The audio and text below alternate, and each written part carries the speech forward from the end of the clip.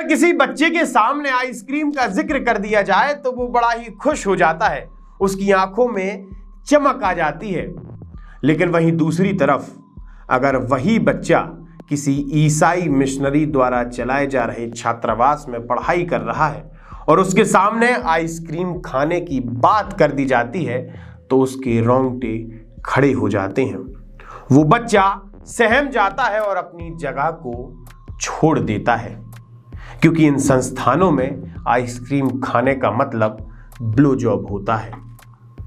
इन संस्थानों में बच्चों को कोड वर्ड सिखाए जाते हैं कि जब इस प्रकार के शब्दों का उपयोग किया जाए तो तुम मेरे पास आना, और इसके बाद नन्हे मुन्ने छोटे छोटे बच्चों का शारीरिक शोषण किया जाता है। हम बात कर रहे हैं डिंडोरी जिले की, जहां पर छात्रावासों में इस प्रकार की घिनौनी हरकत की जाती है। आज इसको लेकर एक बड़ा खुलासा आयुध करेगा। नमस्कार, मैं आशुतोष भार्गव, आप देख रहे हैं आयुध। डिंडोरी जिले के जुनवानी गांव में ईसाई मिशनरी द्वारा एक छात्रावास चलाया जाता है, जहां पर अगल बगल के कुछ विद्यार्थी, अगल बगल के कुछ बच्चे पढ़ाई करने आते हैं। जहां पर बीते दिनों 8 नन्ही मुन्नी नाबालिग बच्चियों के साथ शारीरिक शोषण की बात सामने आई थी, जिसके बाद एनसीपीसीआर के प्रमुख प्रियंक कानूनगो मौके पर पहुंचे और सारी मामले की जांच की। साथ ही आयुध की टीम भी लगातार इस विषय पर आपको लगातार सारी अपडेट देती जा रही है। जांच में यह सामने आया कि ये जो छात्रावास चलाया जा रहा है वो अवैध है। इस छात्रावास में धर्मांतरण कराया जा रहा है। इस छात्रावास में जो बच्चे पढ़ाई करते हैं उन्हें शोषित किया जाता है, उनकी पिटाई की जाती है। इसके बाद अब इसी मामले में एक नया मोड़ आया है। नया मोड़ यह है कि जब पीड़ित अपने परिवार के साथ कोर्ट में अपने बयान दर्ज करवाने जा रहे थे तो उस समय ईसाई मिशनरी संस्थान के लोग, साथ ही गोंडवाना गणतंत्र पार्टी के कुछ कार्यकर्ता उन पीड़ितों को डरा धमका रहे हैं। साथ ही उनसे उनके बयानों से पलट जाने की धमकी भी दे रहे हैं। तो जैसे ही हम गाड़ी से उतरे हैं वैसे ही एक भैया टीकमगढ़ से आया और उसने ये बोली कि आओ बेटा और उनकी मम्मी है उन भी आओ हमारे पास, ऐसे करके बोल के, और हमने गए बच्चे और हम लोग। तो वो भैया बोले कि हॉस्टल के खिलाफ कुछ भी नहीं बोलना है बेटा, ना टीचर ना सिस्टर ना फादर के खिलाफ कुछ नहीं बोलना है। टीचर फादर हम लोगों के संग में कुछ गलत व्यवहार नहीं किए हैं, ना मारपीट नहीं किए हैं। जो लेके आए हैं वो हमको डरा धमका करके झूठ बुलवाया गया है, ऐसी उसने बोली। साथ ही गोंडवाना गणतंत्र पार्टी के प्रवक्ता राधेश्याम काकोड़िया द्वारा पीड़ितों को डराया धमकाया जा रहा है। इसी के साथ राधेश्याम काकोड़िया ने एक नाबालिग बच्ची के चरित्र पर सवाल भी खड़ा किया था, साथ ही उस बच्ची की पहचान को उजागर भी किया था। वहां पे ये पाया कि वहां पे ऐसा कोई मामला नहीं है। एक बच्ची का बच्चे लोग नाम ले रहे हैं, जिस बच्ची ने रात में जो है कूद के गेट से बाहर गई, कुछ धुर्बे है, उसका क्या नाम था धुर्बे का,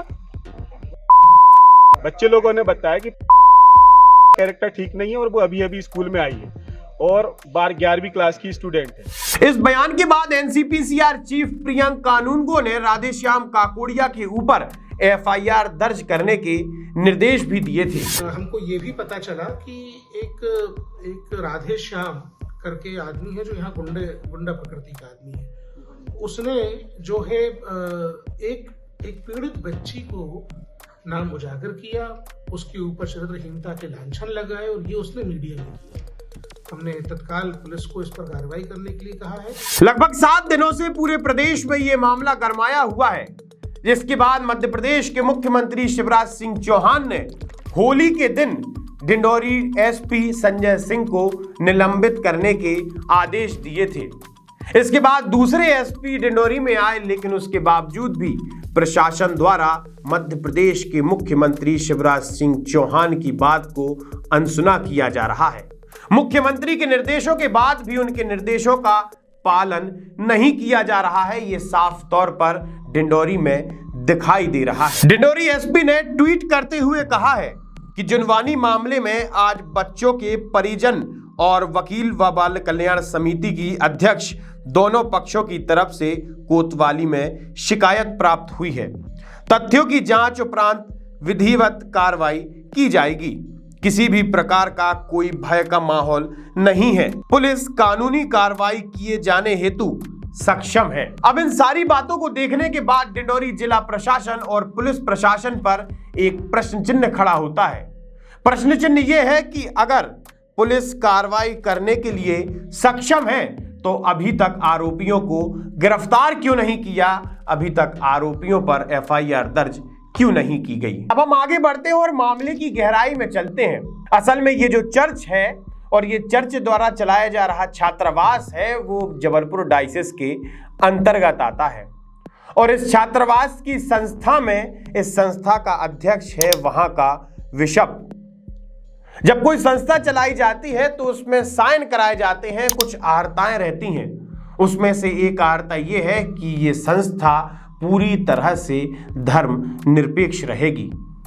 लेकिन जब जांच हुई, जब पड़ताल हुई तो सामने आया कि इस संस्थान में धर्म परिवर्तन भी कराया जा रहा है, इस संस्थान में शारीरिक शोषण भी कराया जा रहा है, इस संस्थान में लोगों को ईसाई बनाया जा रहा है, इस संस्थान में नन्हे मुन्ने छोटे छोटे वनवासी बंधुओं को, आदिवासी बच्चों को चर्च ले जाया जा रहा है प्रार्थना के लिए।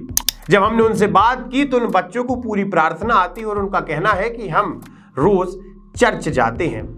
लेकिन ये बात डिंडोरी जिला प्रशासन को पता है, लेकिन अभी तक इस मामले में किसी भी प्रकार की कार्रवाई नहीं की गई है, जिसके बाद अलग अलग एजेंसियों द्वारा अलग अलग प्रकार के खुलासे किए गए हैं।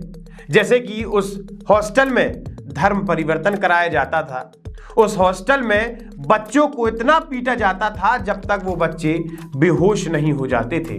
उस हॉस्टल में बच्चों को कोड वर्ड सिखाए जाते थे जिसके बाद उनका शारीरिक शोषण किया जाता था। इसी के साथ ही उस हॉस्टल को शासकीय अनुदान भी मिलता था। मामले को उठता देख कई सारे संगठन समर्थन में खड़े होते नजर आ रहे हैं।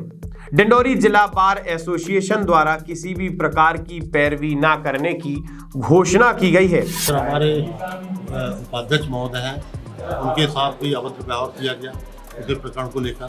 जिला अधिवक्ता संघ डिंडोरी यह निर्णय लेता है कि उक्त प्रकरण में आरोपियों की कोई भी वकील पैरवी नहीं करेगा, ना आज करेगा ना भविष्य करेगा। इसी के साथ ही भारतीय जनता पार्टी द्वारा आज गोंडवाना गणतंत्र पार्टी के प्रवक्ता राधे श्याम काकोड़िया का पुतला दहन किया गया।